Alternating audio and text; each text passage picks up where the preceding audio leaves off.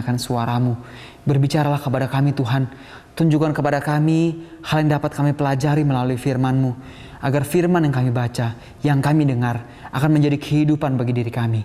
Karena kami percaya Tuhan, manusia tidak hidup dari roti saja, tapi dari setiap firman yang keluar dari mulut-Mu.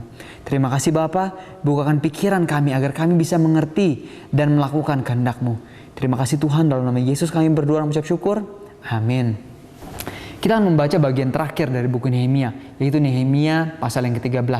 Di mana sebelumnya telah diceritakan bagaimana Nehemia seorang budak yang justru diangkat menjadi juru minum raja. Oleh karena raja sangat mempercayai dia.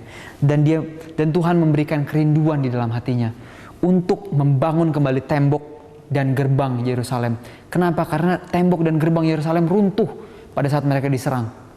Dan itulah yang menjadi kerinduan hati dari Nehemia. Dan mulailah mereka bersama-sama membangun tembok itu. Walaupun ada masalah yang terjadi di dalam orang-orang Israel sendiri, ada juga masalah yang terjadi di luar, di mana ada banyak orang yang mencela dia, mengolok-olok dia, bahkan rencana-rencana yang dilakukan untuk membunuh Nehemia sendiri. Dan puji Tuhan, pada akhirnya pembangunan tembok berhasil selama 52 hari. Nah, mari kita melihat cerita selanjutnya. Cerita selanjutnya adalah setelah selesainya pembangunan tembok. Di dalam Nehemia 9 dikatakan, kita buka Alkitab kita, di dalam Nehemia 9. Nehemia 9 ayat yang pertama. Pada hari yang ke-24 bulan itu berkumpullah orang Israel dan berpuasa dengan mengenakan kain kabung dan dengan tanah di kepala. Keturunan orang Israel memisahkan diri dari semua orang asing, lalu berdiri di tempatnya dan mengaku dosa mereka dan kesalahan nenek moyang mereka. Sementara mereka berdiri di tempat, dibacakanlah bagian-bagian daripada kitab Taurat Tuhan Allah mereka. Selama 1/4 hari, sedang 1/4 hari lagi mereka mengucapkan pengakuan dan sujud menyembah kepada Tuhan Allah mereka. Setelah selesai bangsa Israel membangun tembok kota Yerusalem, apa yang mereka lakukan? Mereka berdoa, berkabung dan berpuasa. Mengapa? Karena mereka menyadari bahwa sebetulnya hal tersebut tidak perlu terjadi. Bangsa Israel sebetulnya tidak perlu masuk ke dalam penjajahan dari bangsa Babylon. Hal itu terjadi oleh karena dosa-dosa yang dilakukan oleh nenek moyang mereka, yang lebih memilih untuk menyembah berhala daripada menyembah Tuhan. Hal ini sangat menyedihkan hati Tuhan. Berulang-ulang terjadi. Jika Anda membaca buku Raja-Raja, Anda akan melihat bagaimana kisah dari begitu banyaknya raja-raja di Israel. Setiap kalimat awalnya selalu dimulai dengan raja ini berbuat jahat di mata Tuhan. Raja ini berbuat jahat di mata Tuhan. Dan seterusnya. Tuhan sudah sangat sabar dan mengirimkan berbagai nabi-nabi dikirimkan untuk pergi ke sana. Memberitahukan dan mengingatkan mereka. Tapi apa yang terjadi? Banyak dari nabi-nabi yang Tuhan kirimkan justru dibunuh.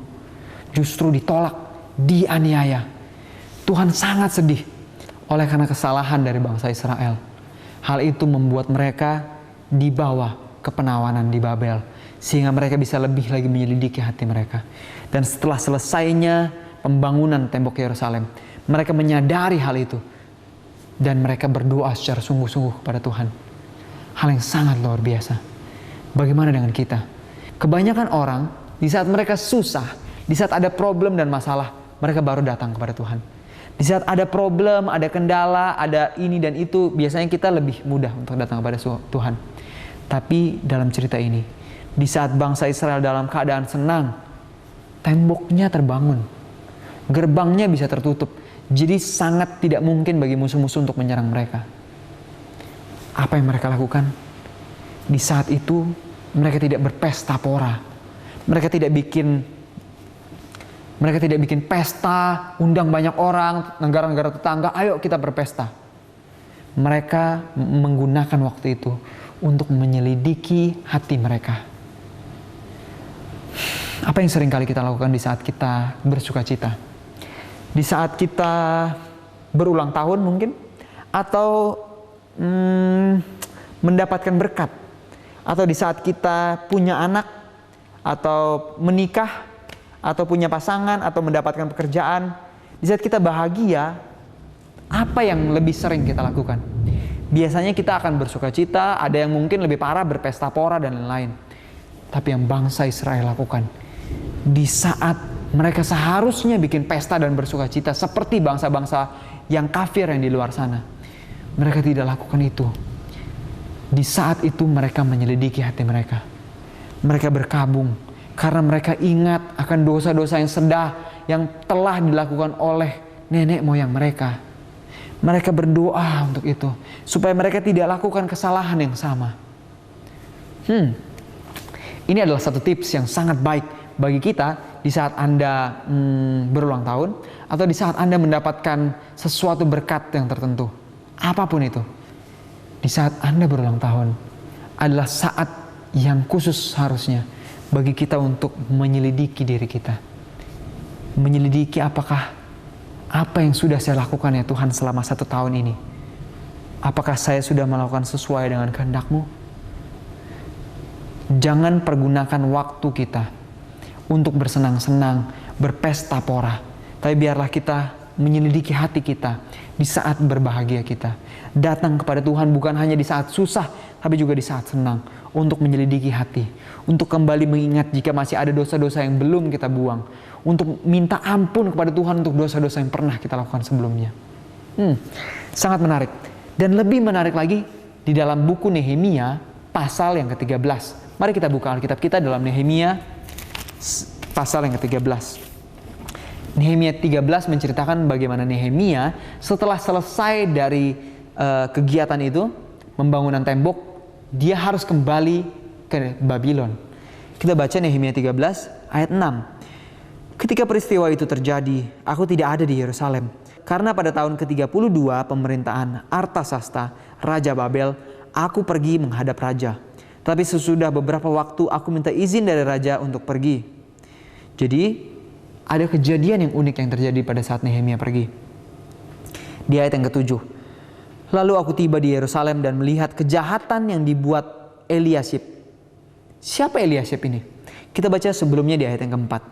Tapi sebelum masa itu Imam Eliasyib yang diangkat untuk mengawasi bilik-bilik rumah Allah kami dan yang mempunyai hubungan erat dengan Tobia, menyediakan sebuah bilik besar bagi Tobia. Jadi Eliasyib ini adalah seorang imam yang dipercayakan untuk mengurus bilik-bilik rumah Tuhan. Kita lihat kejahatan apa yang dibuat. Kita baca lagi di ayat yang ke-7. Kita baca lagi di ayat yang ke-7. Lalu aku tiba di Yerusalem dan melihat kejahatan yang dibuat Imam Eliasyib untuk keuntungan Tobia. Sebab bagi Tobia ini telah disediakannya sebuah bilik di pelataran rumah Tuhan. Jadi apa yang dilakukan? Imam Eliasyib yang seharusnya bilik tersebut itu bukanlah bisa menjadi milik perorangan, itu adalah bilik Tuhan yang bisa dipergunakan bersama-sama. Tapi Eliasyib yang berhubungan dengan Tobia yang juga sebelumnya adalah orang-orang yang mengolok-olok pekerjaan yang dilakukan oleh Nehemia, Imam Eliasyib justru memberikan bilik tersebut bagi Tobia. Sangat aneh ya. Seorang imam yang seharusnya berdiri teguh memegang prinsip kebenaran, yang harusnya tidak berkompromi terhadap dosa, dia justru menjadi salah satu orang yang menjual kebenaran. Bukan tidak mungkin hal yang sama bisa terjadi pada zaman sekarang ini. Banyak imam-imam yang Tuhan percayakan untuk memegang teguh kebenaran, justru mereka berkompromi. Mereka lebih mementingkan kepentingan pribadi, keuntungan pribadi dibandingkan memegang teguh firman Tuhan. Kita baca lagi selanjutnya. Apa reaksi dari Nehemia? Di ayat yang ke-9. Kemudian kusuruh tahirkan bilik itu. Sesudah itu kubawa kembali ke sana perkakas-perkakas rumah Allah, korban sajian dan kemenyan. Juga kudapati bahwa sumbangan-sumbangan bagi orang-orang Lewi tidak pernah diberikan, sehingga orang-orang Lewi dan para penyanyi yang bertugas masing-masing lari ke ladangnya. Apa yang terjadi pada saat Nehemia pergi? Saat Nehemia pergi, sumbangan bagi orang Lewi, di mana kita ketahui orang Lewi bertugas di bilik Tuhan, di mana mereka bertugas sepenuhnya, full time, sepenuh hidupnya untuk melayani di bilik Tuhan. Tapi oleh karena tidak ada sumbangan yang diberikan, sumbangan itu ditahan oleh pihak-pihak tertentu, apa yang terjadi? Mereka harus kembali ke ladang mereka untuk bekerja dan juga sambil melayani. Ini pernah terjadi di zaman dari Rasul Paulus. Di saat dia melayani di sebuah tempat, jemaat itu tidak mau menolong dia. Karena jemaat itu sangat malas juga, tidak mau bekerja. Oleh karena itu, Rasul Paulus harus menunjukkan yang padahal harusnya dia bekerja dengan seluruh waktunya dikerjakan untuk melayani orang lain. Untuk bekerja dalam pekerjaan Tuhan, sepenuh waktu dalam hidupnya. Tapi oleh karena dia tidak mendapatkan dukungan dari jemaat, dia juga harus bekerja. Dan dalam pekerjaannya itu dia juga menunjukkan kepada jemaat tersebut bagaimana seseorang yang bekerja dengan sepenuh hati, Tuhan akan memberkatinya. Nih, Rasul Paulus harus bekerja sambil melayani. Ini yang sedang terjadi pada zaman sekarang. Banyak orang-orang yang bekerja di ladang Tuhan justru bekerja untuk memperkaya diri. Anda bisa lihat banyak pengkhotbah yang ada di luar sana. Rumahnya sangat besar, dia punya mobil yang banyak, bahkan ada yang punya helikopter dan lain-lain. Sangat tidak masuk akal. Sangat berbeda dengan contoh yang Tuhan berikan. Di mana Tuhan Yesus pada saat dia melayani di dunia ini, dia tidak pernah sedikit pun berpikir untuk kepentingannya pribadi. Dia justru berpikir apa yang ada pada saya yang bisa saya berikan kepada orang lain. Kehidupan menyangkal diri adalah kehidupan dari Yesus Kristus. Apakah Anda rindu untuk memiliki kehidupan seperti itu? Atau Anda ingin untuk menjadi seperti Imam Eliashib yang bukan hanya menjual perkakas rumah Tuhan, menjual bilik rumah Tuhan, bahkan membawa hal-hal yang kafir, hal-hal yang buruk ke dalam rumah Tuhan. Dan juga bahkan dia menahan sumbangan yang harusnya diberikan kepada orang-orang Lewi. Sangat jahat sekali.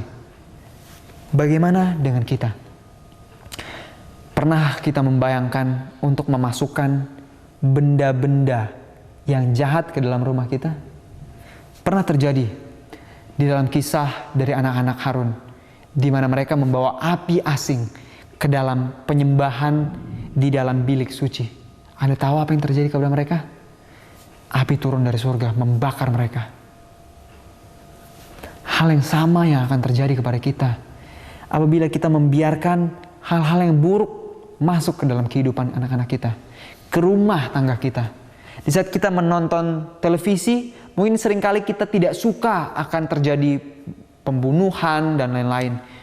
Tapi saat kita memberikan permainan bagi anak-anak kita, pistol-pistolan, atau mungkin game yang di dalamnya ada kegiatan pembunuhan, tindakan kekerasan dan lain-lain. Bukankah itu hal yang sama? Kita sedang mengajarkan kepada anak-anak kita, memasukkan dalam pikiran anak-anak kita supaya mereka menjadi terbiasa dengan hal yang jahat tersebut. Imam Eliashib membawa hal-hal yang tidak suci ke dalam rumahnya. Ini yang mendukakan hati Tuhan. Dan ini hanyalah salah satu dari kejahatan yang dilakukan oleh bangsa Israel di saat Nehemia pergi. Kita lihat lagi cerita selanjutnya. Dalam Nehemia 13 ayat yang ke-15 dikatakan, pada masa itu kulihat di Yehuda orang-orang mengirik memeras anggur pada hari Sabat. Pula orang-orang yang membawa berkas-berkas gandum dan memuatnya di atas keledai. Juga anggur, buah anggur dan buah ara dan berbagai muatan yang mereka bawa ke Yerusalem pada hari Sabat. Aku memperingatkan mereka ketika mereka menjual bahan-bahan makanan. Apa yang dilakukan? Di saat Nehemia pergi, seorang imam, dia justru membawa benda asing ke dalam bilik yang suci. Dia menahan uang milik orang Lewi. Dan juga terjadi sesuatu yang sangat jahat pada hari Sabat. Orang-orang yang seharusnya hari Sabat adalah hari beristirahat, hari untuk bertemu, berbicara dengan Tuhan, mengenal Tuhan dengan lebih dekat lagi. Karena Tuhan katakan di dalam buku Kejadian, Tuhan memberkati hari Sabat tersebut. Di mana hari Sabat itu harusnya kita jadikan sebuah hari untuk mengenal Tuhan secara pribadi. Tapi kejadiannya apa?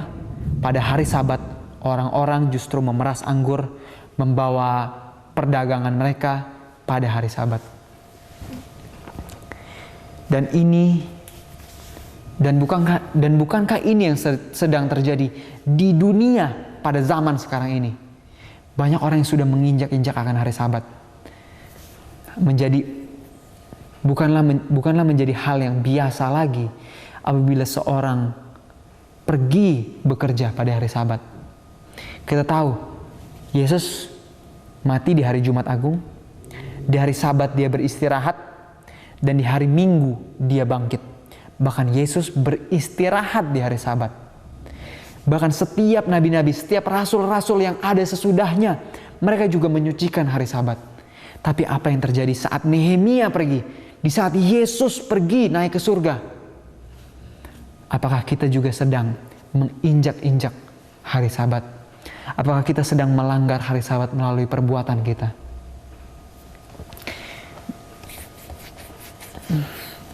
Banyak orang yang berpikir bahwa hari Sabat hanyalah kita lakukan yang pergi ke gereja, lalu ramah tamah, acara PA, lalu kita pulang. Sangat salah sekali. Tuhan katakan di dalam buku Keluaran, ingatlah dan kuduskanlah hari Sabat. Tuhan menghendaki agar kita bukan hanya mengingat hari Sabat, tapi juga menguduskan hari itu. Di dalam buku Kemenangan, di dalam buku Desire of Ages dikatakan, bagaimana mungkin sesuatu yang tidak kudus menguduskan sesuatu yang kudus? Bagaimana mungkin apabila di hari Jumatnya, di hari persiapan di dalam Alkitab dikatakan, hari persiapan kita tidak menguduskan hati kita, menguduskan diri kita, berdoa secara khusus kepada Tuhan.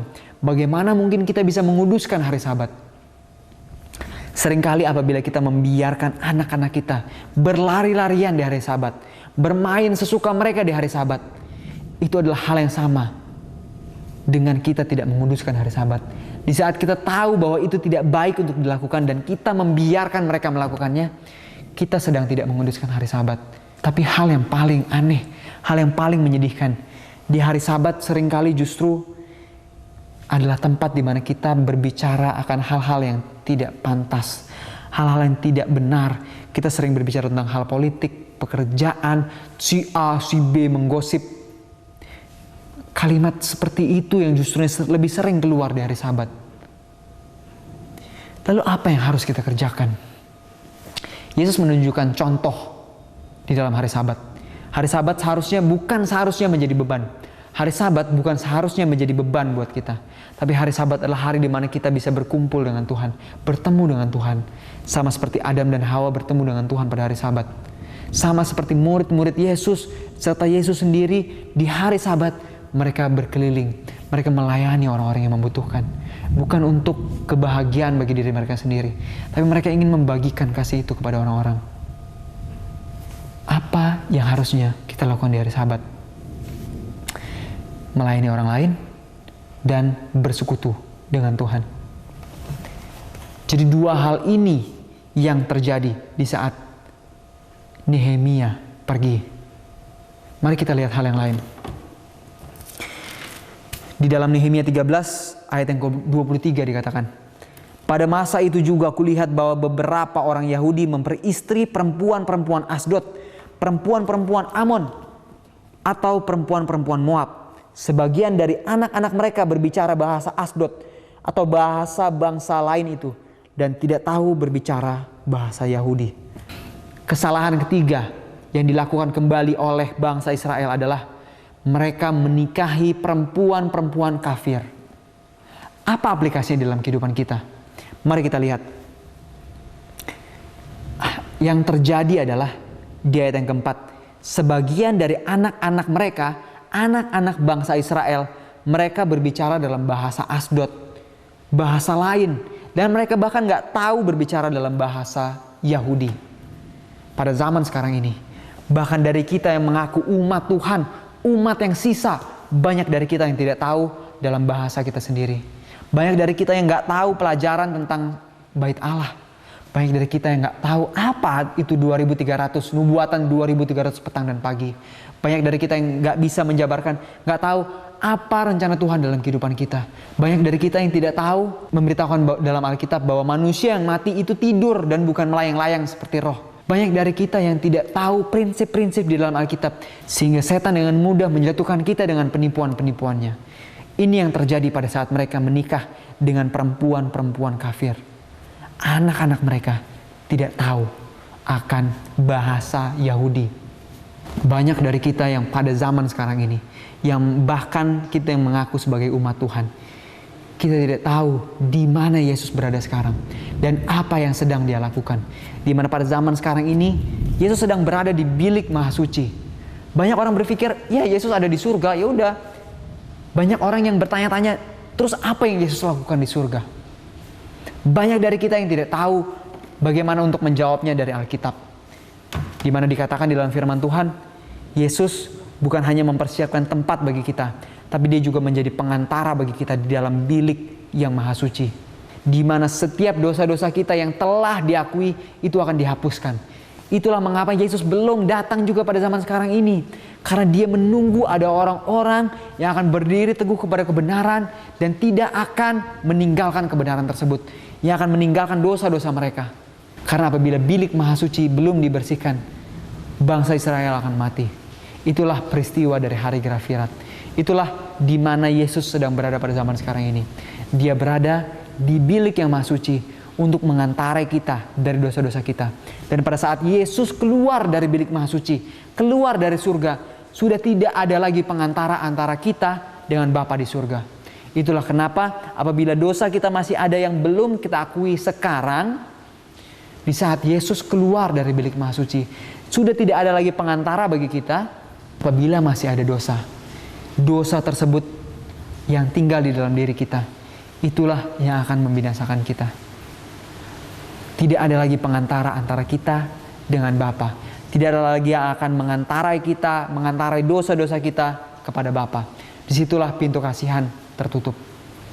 Dan itulah kenapa Nehemia dia sangat prihatin kepada bangsa Israel di saat mereka menikahi perempuan-perempuan kafir ini. Di saat mereka tidak bisa lagi bicara dalam bahasa mereka. Kita lanjutkan. Di ayat yang ke-25. Aku menyesali mereka, kukutuki mereka, dan beberapa orang di antara mereka kupukuli dan kucabut rambutnya. Dan kusuruh mereka bersumpah demi Allah, demikian, jangan sekali-kali kamu serahkan anak-anak perempuanmu kepada anak-anak laki-laki mereka, atau mengambil anak-anak perempuan mereka sebagai istri untuk anak-anak lelakimu atau untuk dirimu sendiri. Sangat serius bukan? Nehemia tahu ini adalah dosa, kesalahan yang sama yang terjadi di zaman dulu. Mari kita baca lagi. Di ayat yang ke-26. Bukankah Salomo Raja Israel telah berbuat dosa karena hal semacam itu? Walaupun di antara begitu, banyak bangsa tidak ada seorang raja seperti dia, yang dikasihi Allahnya dan diangkat oleh Allah itu menjadi raja seluruh Israel. Namun dia pun terbawa ke dalam dosa oleh perempuan asing itu. Nehemia tahu dengan jelas sejarah dari bangsa Israel.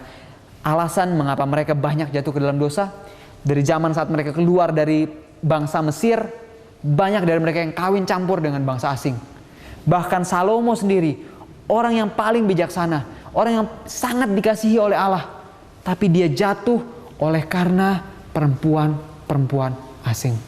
Dan Nehemia berkata, jangan berikan anak-anakmu kepada orang-orang yang tidak seiman. Jangan mengambil perempuan-perempuan asing untuk menjadi pendamping bagi anak-anakmu atau bahkan bagi dirimu. Seringkali orang berpikir mengambil pasangan itu harus dari gereja yang sama. Tapi seringkali kita lupa. Saat Yesus datang, Dia tidak membuat pengkotak-kotakan denominasi. Dia tidak membuat, oke, ada agama ini, ada agama itu, agama yang satu dan yang lain. Yesus datang untuk menyelamatkan kita. Yang harus kita perhatikan bukanlah agamanya, bukan hanya rasnya, tapi kita harus perhatikan apakah kita satu iman dengan mereka. Apakah kita menyembah Allah yang sama, atau kita mengaku sedang menyembah Tuhan, tapi sebetulnya kita sedang menyembah setan. Nehemia berpesan, jangan kawinkan anak-anakmu dengan orang-orang yang dengan iman yang berbeda. Bagaimana kita tahu mereka iman yang berbeda? Bisa kita melihat kehidupan mereka, tujuan hidup mereka. Mereka sedang melakukan pekerjaan, bukan pekerjaan Tuhan, tapi pekerjaan yang dilakukan oleh setan, oleh orang-orang yang ada di dunia. Jangan berikan anakmu atau bahkan mengawini mereka. Inilah perhatian dari Nehemia. Anda lihat, dia bahkan menyesali mereka. Bahkan dia harus marah kepada mereka. Kenapa? Karena hal yang terjadi pada zaman dulu yang menyebabkan tembok Yerusalem runtuh itu sedang diulangi lagi oleh bangsa Israel. Padahal telah kita baca sebelumnya, mereka sebelumnya telah mengakui dosa mereka. Mereka berdoa, mereka lihat dengan jelas, ini dosa dari pendahulu-pendahulu saya, dari nenek moyang saya. Ini dosa mereka. Mereka telah berkomitmen untuk tidak lakukan dosa itu lagi. Tapi di saat Nehemia kembali, mereka masih melakukan dosa yang sama seperti nenek moyang mereka. Di ayat yang ke-27 dikatakan, apakah orang harus mendengar bahwa juga kamu berbuat segala kejahatan yang besar itu, yakni berubah setia terhadap Allah kita, karena memperistri perempuan asing. Di zaman akhir nanti, perkawinan adalah lambang dari hubungan kita dengan Tuhan. Di mana pada saat ini, Tuhan yang adalah pengantin pria sedang mempersiapkan tempat bagi kita, di mana suatu saat nanti akan diadakan perjamuan pernikahan anak domba, di mana kita sebagai manusia akan menikah kembali dengan Tuhan. Hubungan yang telah tercerai, di mana terjadi oleh karena dosa, itu akan dipersatukan kembali. Dikatakan jangan memperistri perempuan asing. Jangan menikah dengan wanita Babylon, wanita yang membawa kita kepada pikiran-pikiran duniawi. Jangan membiarkan diri kita menikah dengan pekerjaan kita, menikah dengan aktivitas-aktivitas yang membuat kita tidak terfokus kepada Tuhan. Jangan menikah dengan hal-hal yang membuat Anda jauh daripada Tuhan. Inilah yang Nehemia inginkan. Inilah yang menjadi perhatian besar dari Nehemia. Anda ingat di saat Nehemia kembali ke Yerusalem, bangsa itu berbuat dosa, menyakiti hatinya. Apakah kita mau membiarkan hal yang sama terjadi pada saat Yesus datang yang kedua kali? Di saat dia kembali datang ke Yerusalem yang ada di bumi ini, kira-kira apa yang akan dia lihat? Apakah dia melihat seorang imam, di mana kita juga adalah imamat yang rajani? Kita justru membawa hal yang kafir ke dalam kehidupan kita, atau justru kita menahan persembahan yang harusnya kita bisa pergunakan untuk pelayanan, menahan kehidupan kita, waktu kita yang harusnya kita bisa pergunakan untuk pelayanan? Apakah kita akan tahan itu? Nanti Tuhan, saya masih umur segini, saya masih ingin cari uang dulu, saya masih ingin senang dulu. Nanti kalau saya umur 30, 35, 40 barulah saya mencari Tuhan. Apakah kita akan lakukan hal yang sama seperti Imam Eliashib? Atau kita akan lakukan hal yang sama seperti bangsa Israel?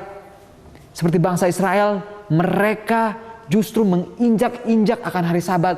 Sama seperti yang sudah terjadi pada zaman sekarang ini. Orang tidak lagi peduli akan hari Sabat. Mereka melakukan aktivitas mereka, kegiatan mereka di hari Sabat. Atau kita juga akan melakukan seperti bangsa Israel, di mana mereka membiarkan anak-anak perempuan mereka, bahkan diri mereka sendiri menikah dengan orang-orang dari bangsa asing, dari bangsa kafir, bangsa yang tidak mengenal Tuhan, bangsa yang menyembah patung dan allah-allah yang lain. Apakah kita juga akan melakukan hal yang sama? Menikahkan anak-anak kita dengan orang-orang yang tidak mengenal Tuhan? Atau kita sendiri yang akan menikah, membiarkan diri kita menikah dengan hal-hal yang tidak, menikah dengan wanita Babylon, menikah dengan adat istiadat, menikah dengan kebiasaan-kebiasaan lama, menikah dengan dosa-dosa kita, sedangkan Tuhan sedang menunggu untuk menikah dengan kita di surga nanti. Biarlah pikiran ini juga menjadi pikiran kita, di mana kita akan terus ingat, jangan sampai kita lakukan dosa yang sama seperti nenek moyang kita. Jangan menginjak-injak hari Sabat, jangan membiarkan anak-anak kita menikah atau bahkan kita menikah dengan bangsa asing.